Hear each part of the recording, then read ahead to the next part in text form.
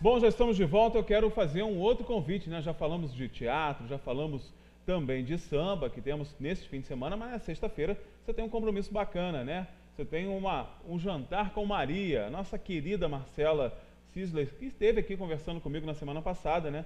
Essa cantora maravilhosa da comunidade católica. Ela vai estar neste evento, né? Que acontece lá na Casa Inesquecível, na Casa de Festas Inesquecível.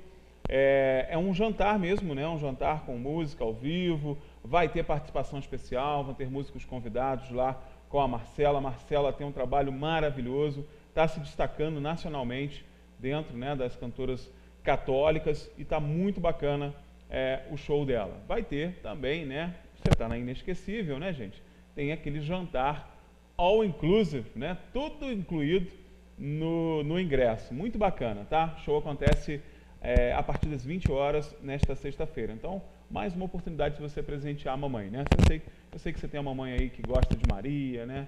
Tá sempre aí, é devota. Leva ela para passar uma noite ouvindo música de qualidade, com aquele ambiente maravilhoso que a Inesquecível sempre proporciona, né? Olha só, gente, vamos passar para os meus amigos aqui, porque eu já estou sabendo que Kleber tem pergunta para todo mundo, né, Kleber? Se vira aí, amigo. É contigo aí. Sério que tu tem pergunta para a galera aí. Não é pergunta. Não, meu microfone está funcionando. Tá um pouco, eu sou comigo, né? É engraçado. Não, é engraçado. É por isso que ele está no meio. Tu tá no meio hoje. Ele desde o início, ele está nervoso. Ele tá nervoso. Aí ele joga os abacaxi pro meu lado, entendeu? É pra tu. Por exemplo, não tem problema não, eu me viro. Você dá bom dia? Bom dia, gente. Bom dia. Bom dia aí, bom dia. Você tá vendo como ele deixa a gente confuso, olha lá, você fica tá até vendo? desbaratado aqui, o cara. Calma, irmão. Não, olha o coração, tu é vô. Eu jogo a bomba, tu é né, vô, cara. Pros dois, né? Você é o seguinte, é uma frase que me acompanha, eu nunca falei aqui, hoje falei pela primeira vez, mas que ela é muito impactante. Sim. Principalmente eu dando na mão de um pastor. Sim. A morte não existe, é o tempo que acaba. Legal. É legal. Legal pra caramba. Ele me olhou, esse legal dele, o olhar dele foi raio-x. Profundo. Peraí, mas peraí, eu vou fazer e depois, quem sabe, vocês até juntam isso tudo aí, isso né? mesmo, faz É o seguinte, Vanderlei, você sabe que eu sou muito ignorante a respeito de política, eu não entendo pomba nenhuma. Eu tenho uns movimentos a partir... Não sei mesmo. Olha só, o quê? Criança em casa, vai, continua. O que eu falei? Falou besteira, vai. Falei besteira.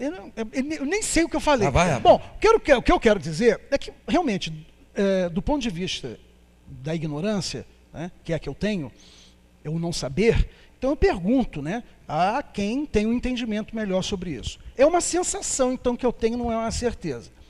Tem esses partidos aí, tem esses candidatos que estão vindo, eu tenho a sensação que todos são de direita. E tem uns dois meio travestidos para uma esquerda. Mas não é de centro, não existe um centro-esquerda, um centro-direita, os extremos também de direita e esquerda nunca ouvi falar, e está lá a galera, tudo de direita, mas tentando passar o bico, mas na verdade, quando você faz a raspadinha, tu vê que embaixo é direita, não tem nada de esquerda. Eu estou muito longe com a minha visão sobre isso, estou muito ignorante, como é que é? O Vanderlei tem até uma definição que ele já deu aí, né? Que é a zona, né, Vanderlei?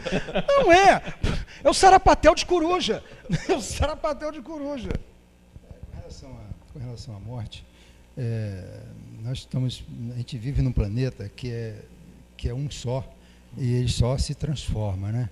Então a gente entender essa nossa passagem por esse lugar onde tantas coisas coexistem e onde existe tanta vida, a gente primeiro tem que entender que nós somos elementos do mesmo, né?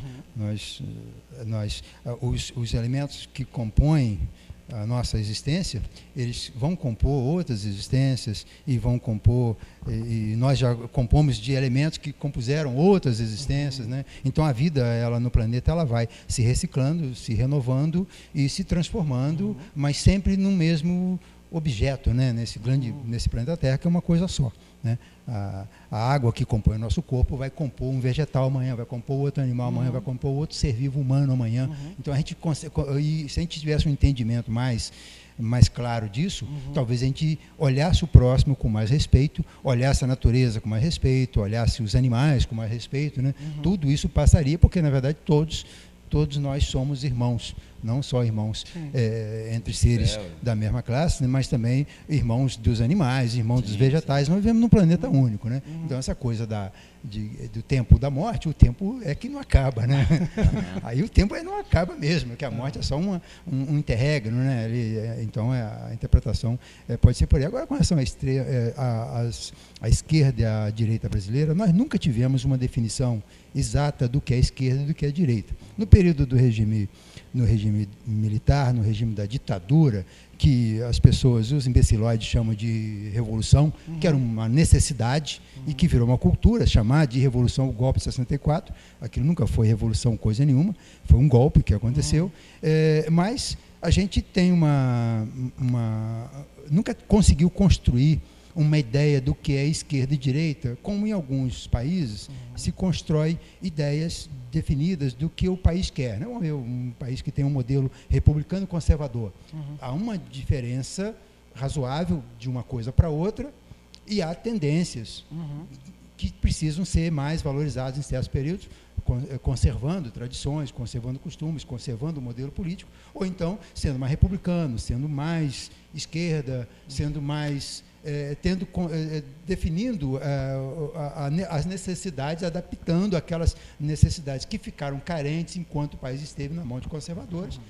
Você compensa isso no período que vai estar na mão de republicanos. A gente não conseguiu fazer isso no Brasil porque a gente vem, sempre que a gente está começando a aprumar, acontece uma coisa, né? A gente está aprumando de um jeito errado. Na República Velha veio o golpe de 30, né? A Revolução de 30, que durou até 45. Depois veio o pós-guerra, que era uma realidade nova para o mundo, e o mundo tinha que entender aquela coisa do fim das ditaduras, dos regimes de força. Todo mundo queria ser democrático, né? E aí vai tirar o Getúlio, a gente vai passar por transformação. Depois vem o golpe de 64, depois vem tudo isso aí, e aí no final agora vem essa encrenca aí, que é essa esquerda brasileira, e com mais esses bandidos todos que participaram da política e adaptaram um modelo ruim, profissionalizaram a corrupção, virou esse caldo todo que está aí, né? Mas nós não conseguimos entender direito ainda o que é esquerda e direita, e aí com isso nós fomos para um lado pior.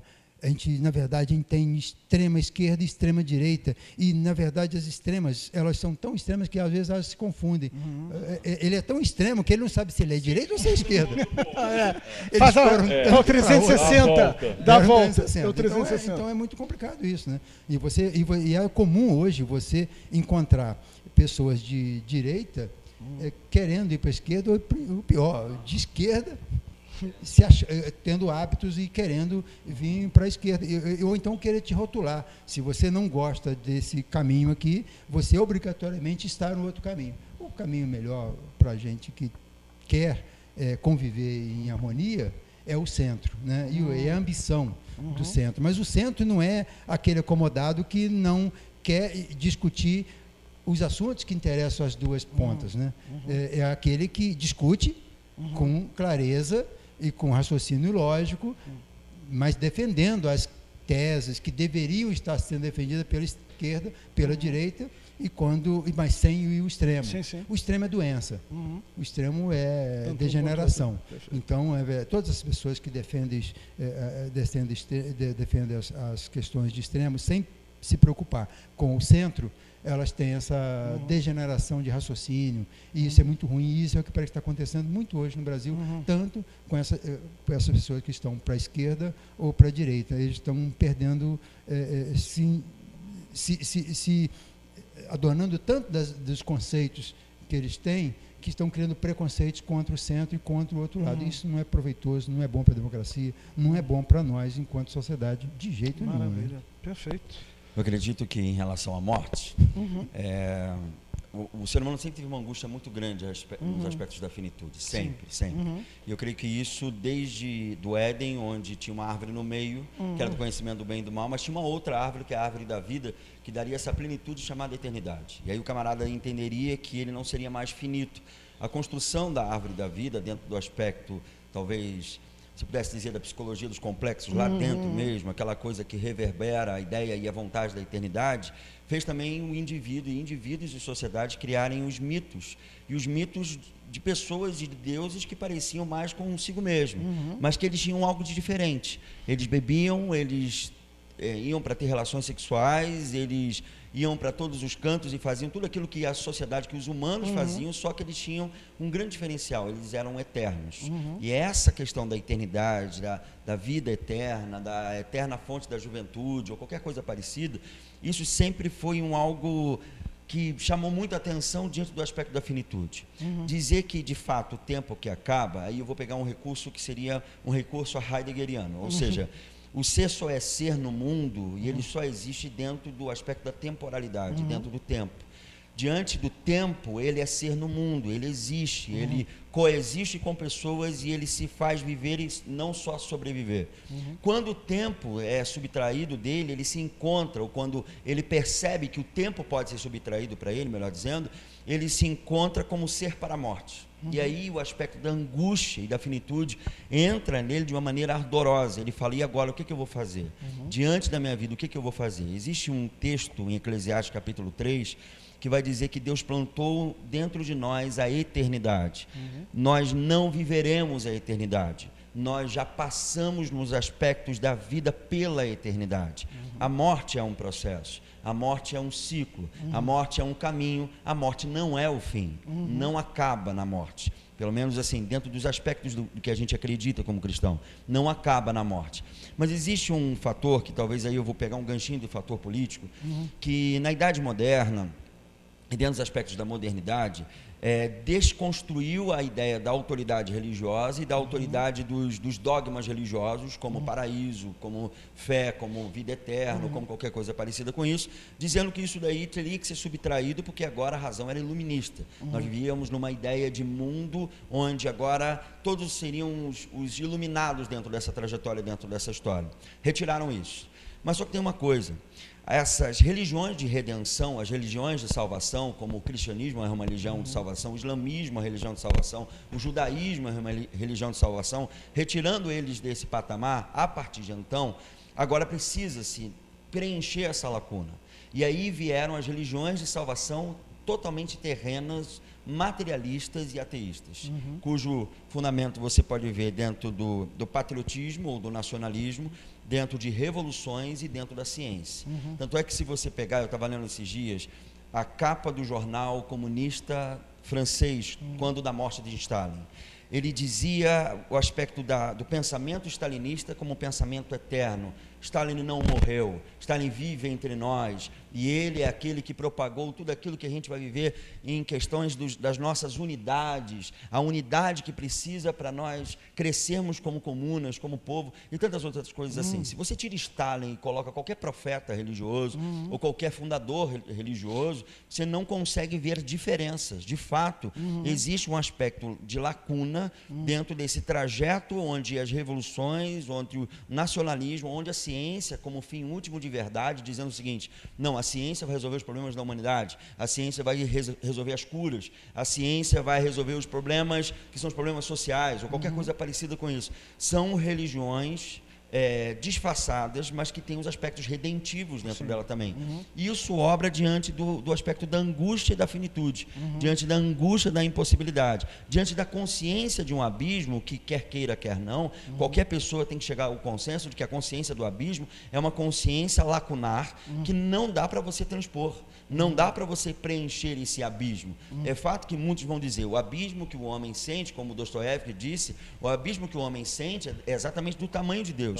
E aquilo que a gente conversou uma vez, esse tamanho de Deus e esse preencher, o vazio ainda consiste, ainda persiste, porque de fato eu ainda não tenho essa potencialidade de existência em mim. Eu não consigo me achar e me encontrar. A angústia da finitude me persegue. Quando eu tenho flertes com a eternidade, talvez os flertes com a eternidade me gerem a tranquilidade e o sossego para viver. E eu não fico tentando pensar na morte toda hora. Eu tento viver o aqui e o agora como a plenitude da existência. Eu tenho que viver o aqui. E esse momento que a gente está agora junto ao televisor, junto com as pessoas que nos assistem, viver esse momento com uma plenitude da existência. Não viver de maneira desvairada, dizendo, vivo hoje como se não houvesse amanhã, então faça tudo o que você quiser. Não, mas com um aspecto responsável de dar conta e dar respostas. Mas você não acha que justamente... talvez por já reflexo do iluminismo, nós tenhamos hoje construído essas novas teologias em que nós vivemos? Então, mas aí é a grande questão. a modernidade teve que ter um camarada que filosofava a martelada chamado Nietzsche, que criou em termos o aspecto de uma pós-modernidade, um outro mundo possível agora. Então todas as verdades absolutas, e ele vai dizer muito claramente isso, não há fatos, o que existe são interpretações. E aí talvez bebendo um pouquinho do anterior a ele, que é o Schopenhauer, dizendo o seguinte: o mundo é apenas uma representação minha, o mundo como vontade de representação, o mundo é uma representação minha, eu represento o mundo, eu crio significado. Para falar a verdade, não tem sentido aquela cadeira, eu crio significado e sentido para aquela cadeira. Se aquela cadeira pudesse ser transformada em escada, para mim é a escada, para você é para você sentar. Aquela cadeira para mim pode ser o lugar que eu vou comer, mas para você vai continuar sendo o lugar para sentar. Então eu dou significado às coisas. Agora a grande questão é saber como está isso dentro de mim, como eu coexisto com esses abismos e essas finitudes e essa angústia que dá dentro de mim, porque isso reflete no significado externo da vida, da forma como eu transponho o significado externo para a vida. Então, assim, é fato que a morte não é o fim dessa história, do trajeto de tudo. Olhar para a morte, talvez hoje, diante dos botox da vida, diante das plásticas da vida, diante da fonte da juventude por vitamina tal, que são produzidas pelo mercado, isso tudo, talvez nós deveríamos parar um pouquinho e dizer que eu tenha mesmo todos os pés de galinhas possíveis, que eu tenha toda a necessidade possível de me aparecer como o tal da minha idade, que eu realmente possa comer bem, mas que eu não venha achar que tal vitamina tem um poder miraculoso de me acrescentar mais 30, 20, 50 anos diante disso. Porque no final das contas, a ciência como uma religião redentiva e de redenção, o que ela quer criar também é esse aspecto de que nós um dia vamos ser eternos. 100 anos, 150 anos, 200 anos. E isso já dá um aspecto de eternidade. É fato que a vida só existe dentro do aspecto temporal, dentro de um tempo. Mas quem disse que o tempo se chama somente presente? Quem disse que o tempo só se chama 2000 isso, 2000 aquilo? Não, o tempo se chama eternidade. E quando a eternidade nos toca, há sentido maior na existência. Não é 1984, não é 1964, não é 2020, não. É uma experiência atemporal. A vida é uma experiência atemporal. É uma experiência que é um tanto subjetiva, um tanto carente de significado e depende muito da arrumação que eu faço aqui dentro. E aí eu digo para vocês o que eu pergunto mais.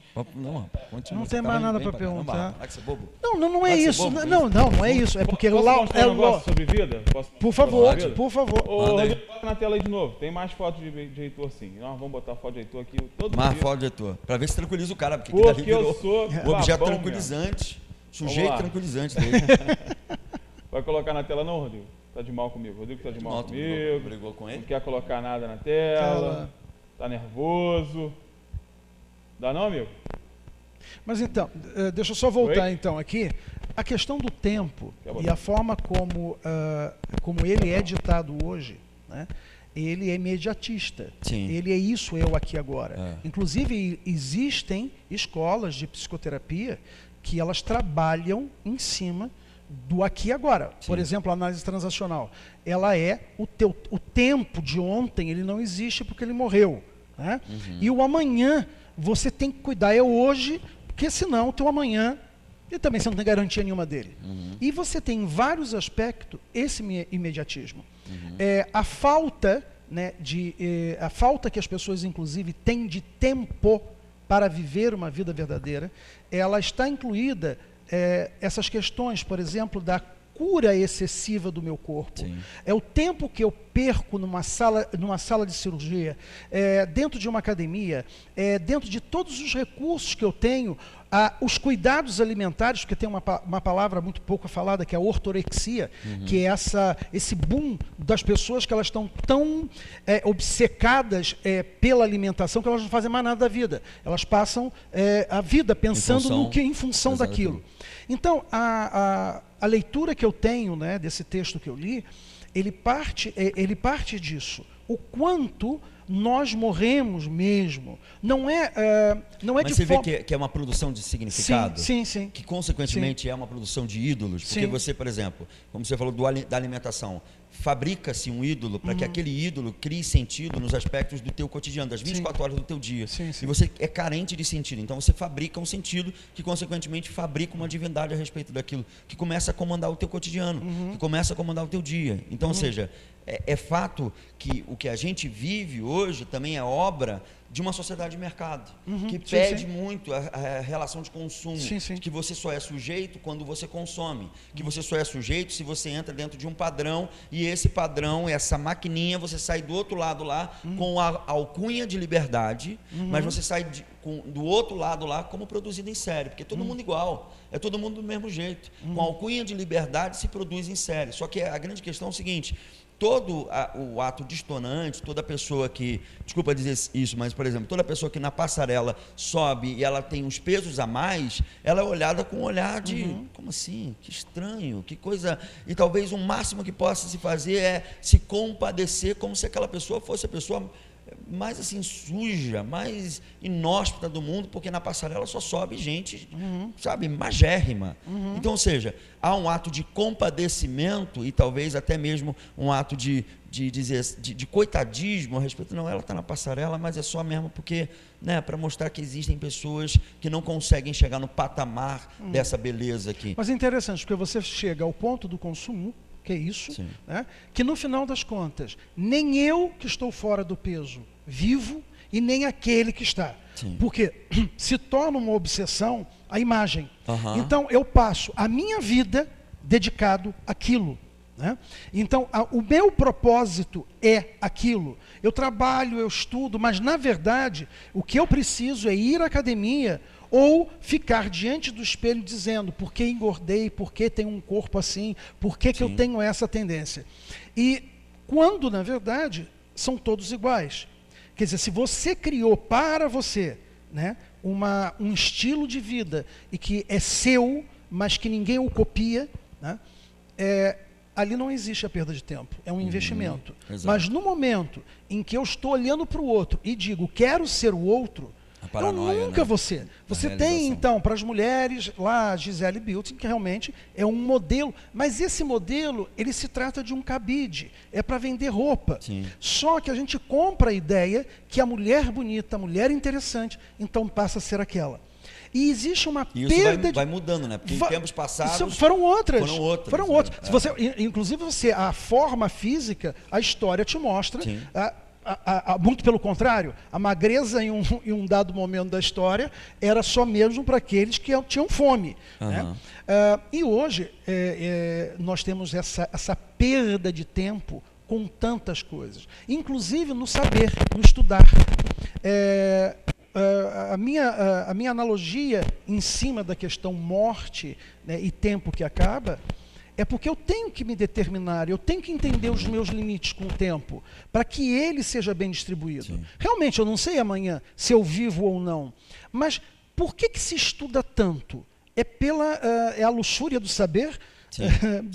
Então é só... E você pode cair num profundo niilismo, uma profunda negação da vida. Exatamente. Esse é o problema. Isso aí, eu acho que a morte nos ronda de uma maneira muito mais existencial. Isso, sabe?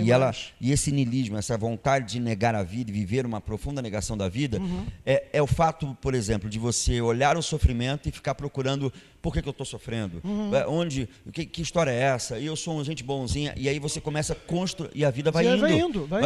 Aquela grande questão. O sofrimento faz parte da vida. É difícil dizer isso. O sofrimento faz parte da vida. Então segue o fluxo. Então vai vivendo, vai caminhando. E o sofrimento vai te acompanhar. Até porque as coisas estão muito imbricadas. Não existe uma ação harmônica onde você só está feliz. Hoje, nesse dia, que dia hoje mesmo que eu esqueci? Dia da semana? Dia 10 mesmo, obrigado. Hoje, o dia 10, eu estou extremamente feliz, fiquei 24 horas feliz. Mentira, isso não existe.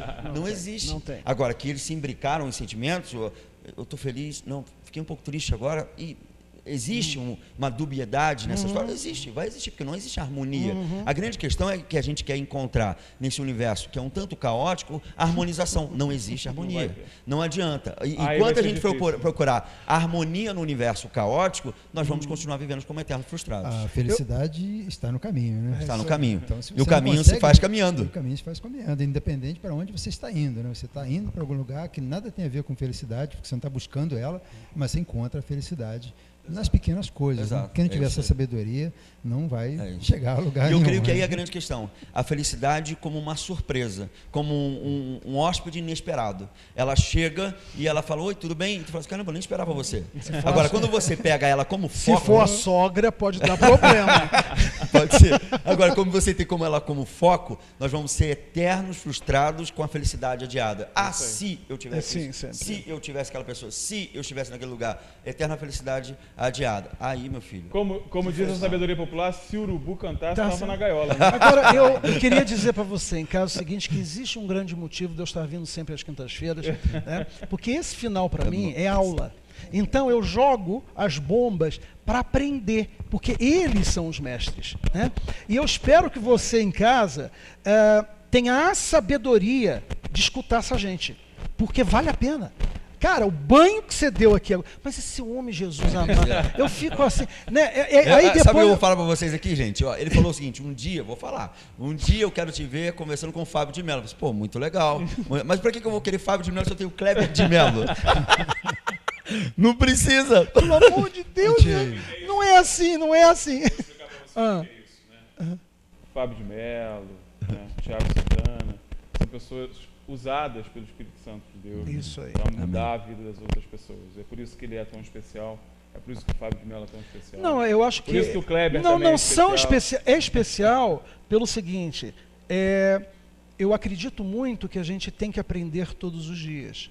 A minha grande pergunta é, e quando a gente começa a ensinar? Então, um Fábio de Mello, você, são personagens que o saber de vocês é para ser doado. Não é emprestado, é para ser doado. E isso me comove, porque eu passei a minha vida inteira tentando trabalhar o meu saber em prol de um melhor não só para mim. O saber não é para melhorar só a sua vida, é para você doar ele. Então, eu tenho pouco, mas o pouquinho que eu tenho, eu tento doar. Eu tento isso. Porque você que está em casa, que está nos escutando falar sobre isso, é um simples. Tem gente que não sabe fazer um bolo. E se você sabe, você pode doar esse saber, já é uma grande coisa. Então, pra gente aqui. Perfeito. E a essa hora já deu fome, se trouxer com café melhor ainda. Quinta-feira, vem na quinta. Vai lá, chefe. A felicidade, na verdade, ela está em coisas que a gente nem consegue imaginar que ali pode estar a felicidade. Né? Hoje de manhã, por exemplo, eu logo cedo já fui para o quintal, já plantei umas árvores, já mexi no jardim, e eu estou lá com a mão toda suja e estou passando pela varanda, e está lá, eu estou fazendo um pouquinho de raiva no antes, porque ele não conseguiu falar do neto dele, mas eu vou falar do meu neto que estava lá em casa, que hoje é dia de creche. E aí eu passei pelo Pedrinho e ele olhou para mim e fez graça de querendo um colo, mas eu estava todo com a mão suja, não peguei. Passei de novo em frente, aí a Linéia olha para mim e diz assim, ele tem uma lágrima, ele chorou de lágrima porque não ganhou seu colo. Tá vendo? Aí está a felicidade ali, né? Você pode encontrar a felicidade numa lágrima. Você perceber, né, que existe um motivo para tudo, né? Existe as motivações de felicidade são as mais improváveis, né? É verdade. Então a gente sente felicidade com coisas tão simples e outras tendo essa possibilidade das coisas simples ficam procurando uma felicidade ao longo no fim de um caminho que ele vai poder ter a oportunidade de encontrar por elas várias vezes e não encontrar tal felicidade no final. Mas só tem aqui para fechar com um conceito, já que você fala do hóspede, o hóspede que mais me surpreende e aquele que mais vai te surpreender é você mesmo. Porque nós somos hóspedes de nós mesmos. Nós temos um tudo para morar e não moramos muitas vezes naquilo que nos foi dado. Então, a surpresa de quando você se encontra, ela é maravilhosa. E esse é o melhor hóspede que a gente pode ter. Verdade. Isso é verdade. Fechou. Amigos, muito obrigado pela felicidade que vocês nos proporcionam todas as quintas-feiras, né? Por estar aqui sempre participando conosco. Muito obrigado. Espero que semana que vem vocês estejam aqui novamente. Vamos junto. Os senhores tentarei. Tentarei. Quinta-feira que vem tentarei. Não é de graça, não. O chefe volta amanhã, porque esse aqui está todo dia comigo. Demora aqui, rapaz. Esse está todo dia comigo. Mas, Kleber, pastor, muito obrigado pela participação de vocês. Nós vamos encerrar o programa, né? Eu vou primeiro pedir desculpa a você, né? Por esse microfone horroroso que você está tendo acesso aí, né? Você não merece isso de jeito nenhum. Desculpa mesmo, de verdade, você não merece esse tipo de apresentação, mas eu quero agradecer, inclusive, a sua participação ao longo do programa, que é sempre muito importante. Amanhã cá estaremos novamente, se Deus quiser. Grande beijo, até a próxima. Jornal Diário na TV. Oferecimento: Hospital São José. Tudo pela vida.